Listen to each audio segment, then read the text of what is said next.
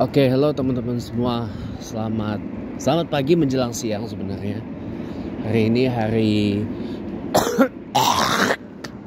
hari Sabtu tanggal 19 Juli 2025 atau 25 Muharram 1447 Hijriah. Nah, langsung aja ya teman-teman ya, biar nggak terlalu panjang juga video kita. Jadi teman-teman semuanya, pagi menjelang siang ini ya, saya pengen banget merespon tentang putusan kemarin ya, yaitu ketika Majelis Hakim Pengadilan Tipikor Tindak Pidana Korupsi kemarin memvonis mantan Menteri Perdagangan dan juga mantan Kepala BKPM Badan Koordinasi Penanaman Modal, yaitu Pak Thomas Trikasih Lembong atau biasa disebut Tom Lembong. Itu di kemarin divonis atas kasus dugaan korupsi impor gula. Itu kemarin divonis 4,5 tahun penjara. Ya, 4,5 tahun penjara, jauh lebih ringan dari tuntutan jaksa yang sebelumnya menuntut 7 tahun penjara. Nah, tapi kan ini kalau menurut saya pribadi ya, pertimbangan hakim ini tuh mengada-ngada gitu loh. Vonisnya tuh kalau menurut saya tuh mengada-ngada, karena semasa Pak Thomas Lembong menjadi Menteri Perdagangan kabinet kerjanya Pak Jokowi ya, itu beliau itu hanya melaksanakan kebijakan impor gula yang diarahkan oleh Presiden Jokowi kala itu dan dikoordinasi oleh Menko Ekonomi kala itu dijabat sama Pak Darmin Nasution ya, Menko Perekonomian saat itu. Jadi Pak Tom Lembong ini hanya ngejalanin apa yang diarah oleh Presiden Jokowi kala itu lewat koordinasi dengan Menko Darmin waktu itu. Karena waktu itu kan Menko Ekonominya kan Pak Darmin Nasution ya.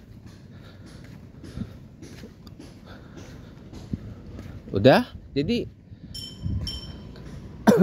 disebut sama majelis hakim itu berpaham ekonomi kapitalis, tidak menjalankan kebijakan ekonomi yang Pancasilais. Kapitalisnya mana? Buktinya mana itu? Itu tuntutan yang buat saya itu mengadi-ngadi gitu.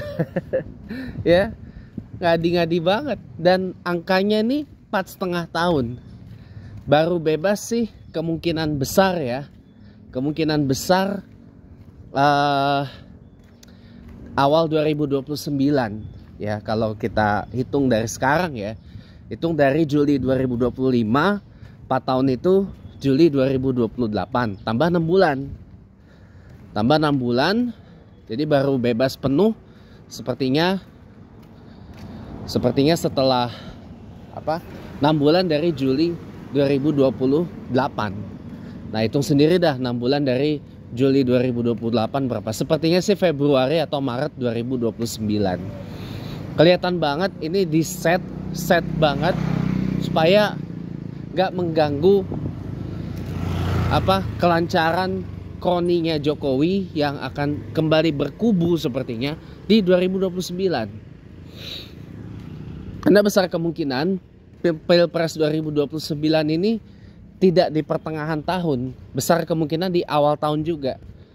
Besar kemungkinan di awal tahun di awal tahun seperti 2024. Atau ada perubahan lagi, kita nggak tahu juga ya. Kita nggak tahu juga. Nah, ini kok kayaknya kasus settingan sih sebenarnya. Settingan agar supaya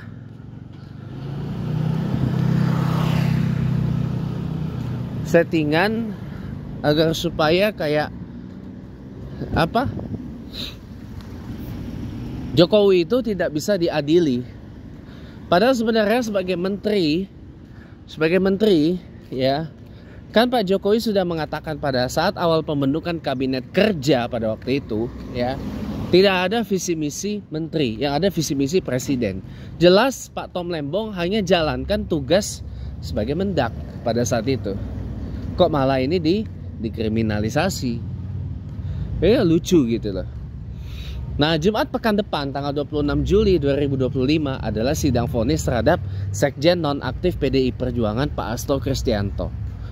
Ya, saya udah janji sama senior saya, Kanda Novi Bule, bakal hadir pas sidang vonisnya. Sebenarnya kemarin, Jumat kemarin, tapi karena Jumat kemarin adalah sidang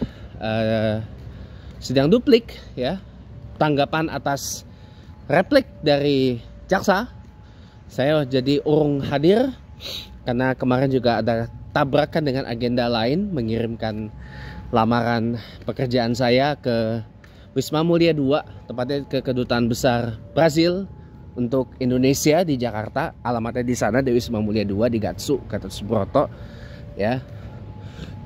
Nah, yang berikutnya lagi, Hasto ini kasusnya ini agak unik.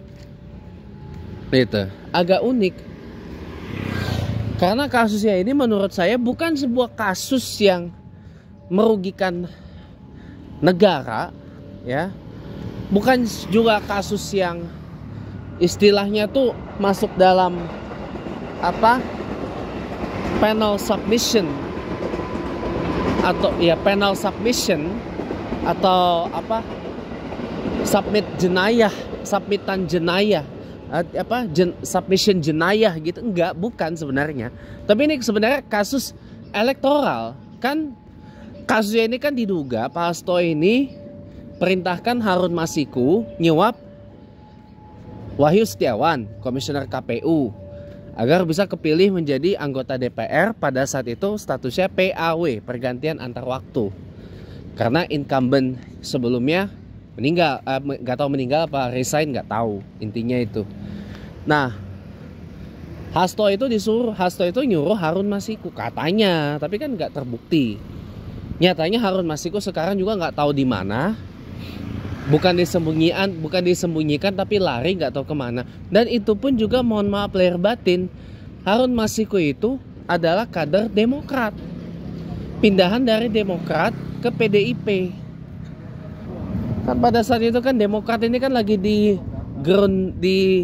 dihantam habis-habisan karena mega korupsinya yang bejibun-jibun. Terutama Anda nggak boleh lupa Hambalang, ya. Anda nggak boleh lupa itu mega korupsi Hambalang dan Senturi. Anda nggak boleh lupa dua ini, ya. Nah, disusupin lah Harun Masiku itu ke PDIP. Nah, jadi Hasto ini sebenarnya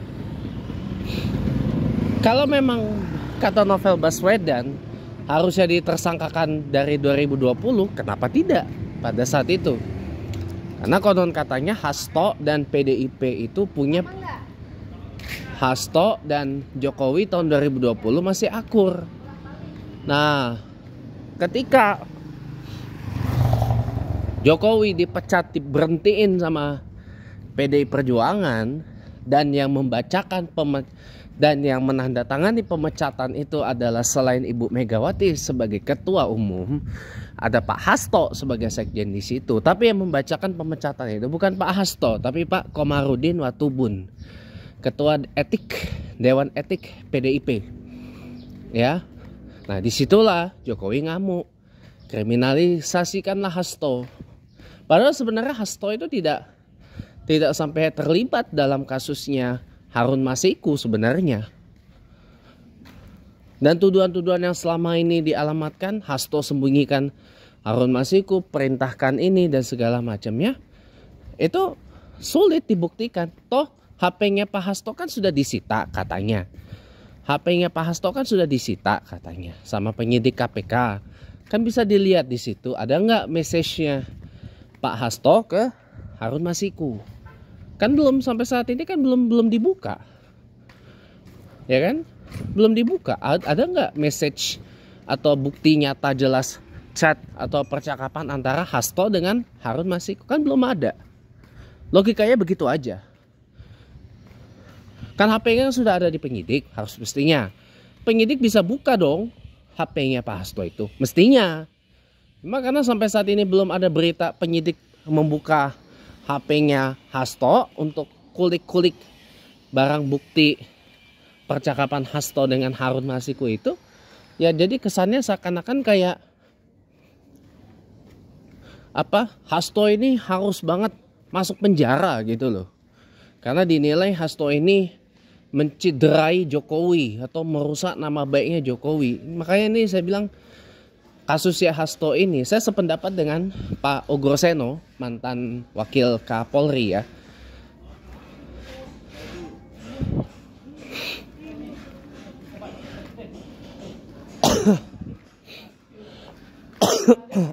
Jadi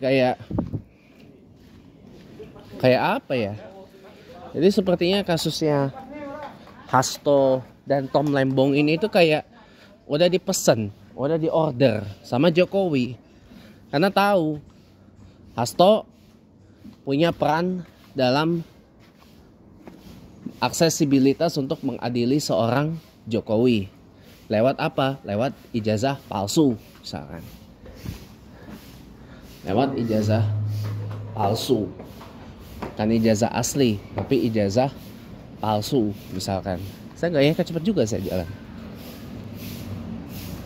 Nah, di satu sisi juga Tom Lembong bisa buka suara bahwa Jokowi terlibat dalam korupsi gula. Bisa juga gitu. Bisa juga seperti itu. Tapi ada tapinya juga. Ada tapinya juga gitu. Jadi makanya segala yang istilahnya kayak mengancam eksistensinya Jokowi itu pasti akan diseret. Termasuk Presiden Prabowo sendiri. Kalau Presiden Prabowo bisa buka-bukaan ada memamerkan memamerkan feud dengan Pak Jokowi, terutama masalah korupsi di Kemenhan, ya, bahwa ya bisa dicepet tamat riwayatnya Prabowo akan dikriminalkan juga gitu. Ya, jadi pada intinya selama Jokowi itu masih ada ya, hukum di Indonesia ini bakal disetir terus sama Jokowi. Karena yang paling penting Jokowi itu bisa namanya tidak tamat dalam sejarah dan dunia perpolitikan Indonesia gitu. Dan yang paling penting Jokowi bisa tetap kaya gitu, bisa tetap ada di panggung kekuasaan, bukan di luar dari panggung kekuasaan gitu ya. Semoga Jumat besok ada keadilan buat Pak Hasto. Saya harap sih divonis bebas, dan Pak Lembong juga mengajukan banding ya, karena saya pikir Pak Lembong tuh harus dibebaskan. Terima kasih sudah menonton teman-teman, jangan lupa subscribe channel YouTube saya. Terima kasih dan sampai ketemu lagi.